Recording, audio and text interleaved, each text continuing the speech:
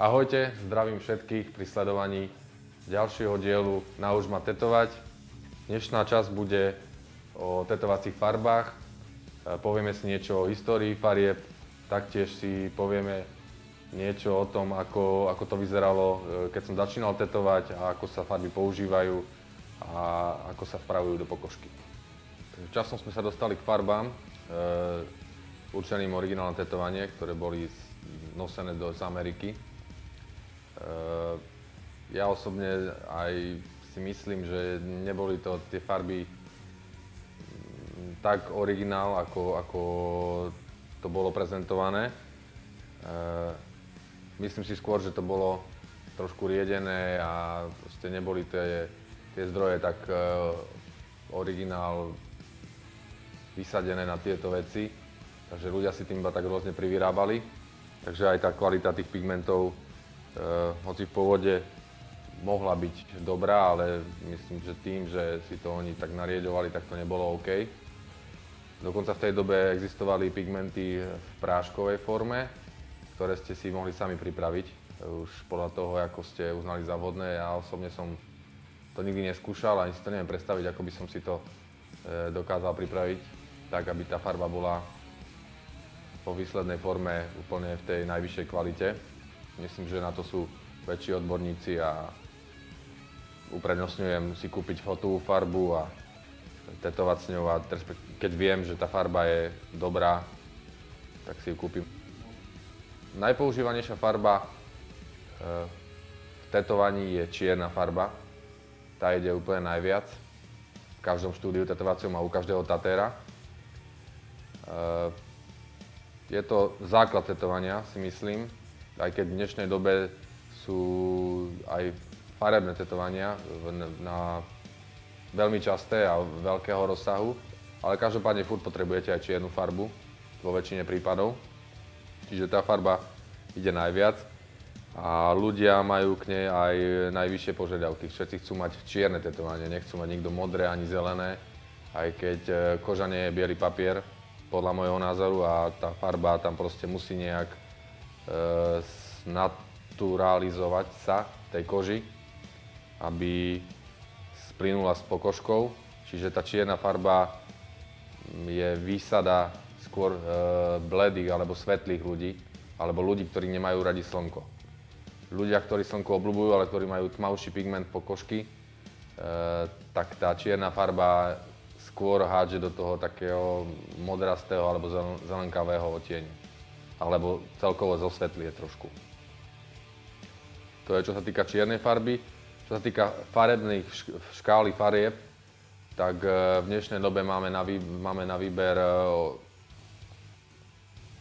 množstvo odtieňov, množstvo rád odtieňov. Rôzni veľkí tetovači na svete majú svoje rady, kde si miešajú svoje medziodtiene a rôzne odtiene farieb, ktoré sú odlišné od štandardnej škály farieb a tým pádom zväčšujú to spektrum farieb, ktoré je v ponuke u daných značiek. Ja osobne používam 2 až 3 druhy farieb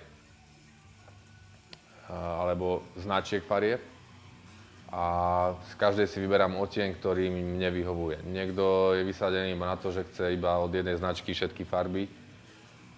Mne to je v podstate jedno, pak si vyberám iba podľa odtieňu, aj keď preferujem značku farby, ktorá si myslím momentálne ponúka najkvalitnejšie farby, čo sa týka tej farebných farieb. Veľa ľudí sa pýta, či to tetovanie bude vyzerať takisto aj o 5-10 rokov. Moja odpoveď je, že skôr nie ako hej, lebo pokožka starne spolu s človekom a to tetovanie v tej pokožke taktiež. Taktiež veľa závisí od toho, ako človek žije, či má rád slnko, či sa rád opaluje a taktiež, ako som spomínal, či má tú pokožku svetlú alebo tmavú. Človek, ktorý rád chodí na slnko a ktorý sa rád opaluje, dá sa to chrániť opalovacím krémom s vysokým faktorom, ktoré chráni pokožku, taktiež tým pádom bude chrániť aj to tetovanie. A Dá sa to chrániť aj samozrejme prekrytím toho tetovania, aby nebolo vystavované na slnku. Ja osobne si myslím, že to tetovanie by malo byť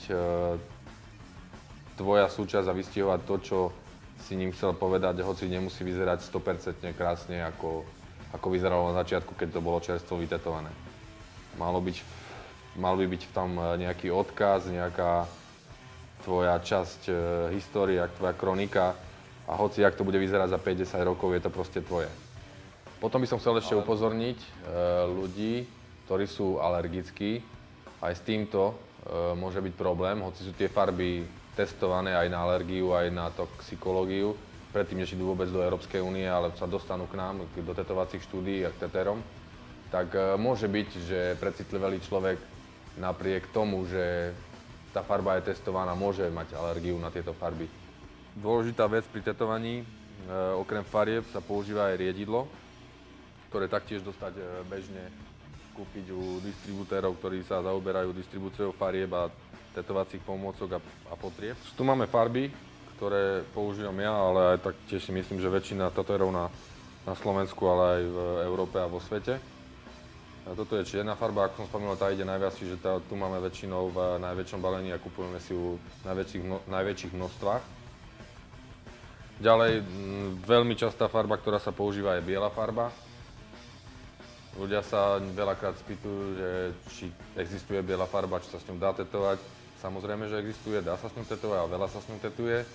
Minimálne si s ňou viete pripraviť šedú farbu, keď robíte čierno-biele tetovanie. Ja si ju teda osobne pripravujem sám, ale dá sa kúpiť aj priamo od distribútora už namiešané šedé farby alebo otiene, respektíve zriedené otiene čiernej farby, ktorou sa tiež pekne tieňuje. A potom klasika farby rôzneho spektra. A teraz si vyžrebujeme víťazov súťaže, ktorú sme vyhlásili v minulom dieli. Pôjde o vecné ceny od Red Bullu, taktiež od kľúčenky od Ivantetu a nálepky od Ivantetu.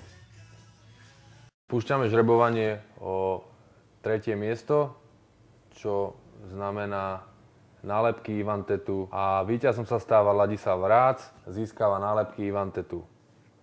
Žrebujeme víťaza 2. miesta, ktorý získa kľúčenky Ivantetu, stáva sa ním Zoltán Ronkaj. A teraz už prichádza chvíľa, kde sa žrebuje o 1. miesto a to je tucet Red Bullov a to získava Dani Králik. Gratulujeme víťazom. Poprosíme vás, aby ste nás kontaktovali na našom Facebooku Nauč ma tetovať a my vám vaše ceny následne pošleme poštou. Taktiež za všetkých pozývam srdečne sledovať nasledujúcu časť, ktorá bude uverejnená na Facebooku zhruba o mesiac. Budeme už konečne tetovať, ukážeme, ako sa pripravuje tetovanie a ako sa môžete začať učiť tetovať.